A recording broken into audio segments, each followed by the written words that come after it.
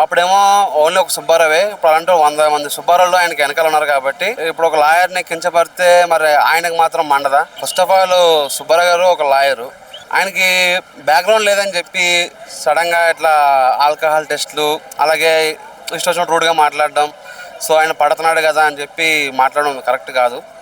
So భారత రాజ్యాంగం అనేది అందరికీ కూడా వర్తిస్తుంది. సో ఇప్పుడు మీరు అట్లా చేయడం వల్ల ఇప్పుడు చూసుకుంటే కనుక సిఐ గారికి కేసు ఇరుక్కోవడం జరిగింది. సో అప్పుడేమో ఓన్లీ ఒక సుబ్బారావే. ఇప్పుడు అలాంటి 100 మంది సుబ్బారావులు ఆయనకి వెనకాల ఉన్నారు కాబట్టి ఇప్పుడైతే కనుక సుబ్బారావు గారిని చూసి నాకు ఒక డైలాగ్ గుర్తొస్తుంది. యానిమల్ మూవీలో ఒక డైలాగ్ ఉంటుంది, ఇక మిమ్మల్ని టచ్ చేస్తే ఢిల్లీ తగలబెట్టేస్తా అంటారు కదా.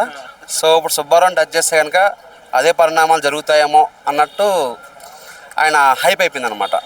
అంటే పోలీస్ స్టేషన్లో మంగ్లీని మహారాణిలా చూస్తున్నారు, సామాన్యులకి చూస్తున్నారు అని చెప్పేసి.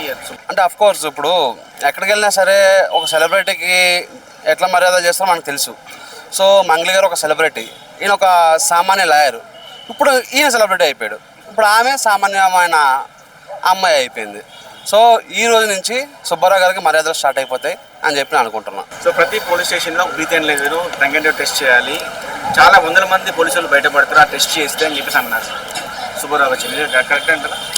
సో నేను చెప్పేది అదే కదా, ఈ బ్రీత్ అనలైజర్ టెస్ట్ అనేది మనం కొత్తగా చూస్తున్నాము. ఎప్పుడు కూడా మనం డ్రంక్ అండ్ డ్రైవ్, అలాగే లాయర్స్ కూడా కొన్ని రూల్స్ మాట్లాడారు.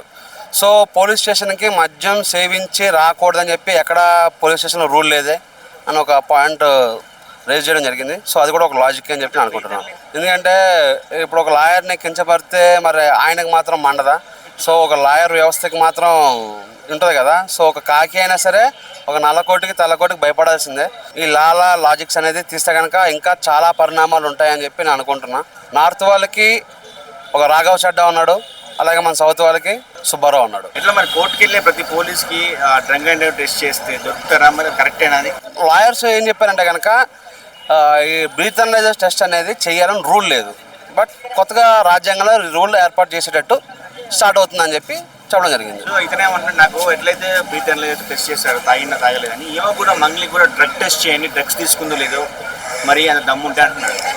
సో తప్పేముంది, షీజ్ రెడీ డ్రగ్ టెస్ట్కి. ఎందుకంటే ఆమె ఇంతకుముందు బర్త్డే టైంలో కూడా డ్రగ్స్ ఇస్తుందని చెప్పి అన్నారు, టెస్ట్లు వేశారు, షీజ్ ఇన్నోసెంట్. సో ఇప్పుడు టెస్ట్ చేసినా కూడా షీ విల్ బి ఇన్నోసెంట్. మళ్ళీ కొత్త కేసు, కొత్త డ్రామా, ఈ కేసు అన్ని ఇట్లా అక్కడికి మళ్లించడం తప్ప పెద్దగా యూజ్ ఏం లేదు. పంజాగుట్ట సిఐ గారు సస్పెండ్ చేయాలని చెప్పేసి కూడా లాయర్ చెప్తున్నారు, ఏం చెప్తారు?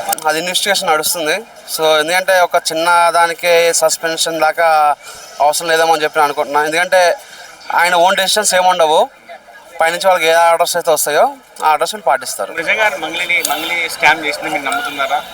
అంటే నాకైతే నమ్మబుద్ధి అవ్వట్లేదు, బట్ సుబ్బారావు గారు చూపించే ఆధారాలను బట్టి ఒక అబద్ధం కూడా నిజం అయిపోతుందా అన్నట్టు అనిపిస్తుంది. ఏమో చూడాలి. ఎందుకంటే కొన్ని పరిణామాలు, కొన్ని కాంటాక్ట్స్ మంగ్లీ గారు దాంట్లో ఉన్నాయి కాబట్టి లాస్ట్ వరకు చూస్తే కానీ మనకు తెలీదు. లాస్ట్కి నిందితులే మెయిన్ కల్పిట్ మంగ్లీ అంటే కనుక మనం ఏం చేయలేము. సో మంగ్లీ గారు వాళ్ళ తమ్ముడు ఈ ఫేసా, డబ్బులు లెక్క పెట్టిన ఫేసా అని చెప్పి అంత ఇన్నోసెంట్గా చెప్పారు. సో అదే ఇన్నోసెన్స్ అనేది ఇప్పుడు ఈ టైంలో నిరూపించుకునే టైం అనమాట.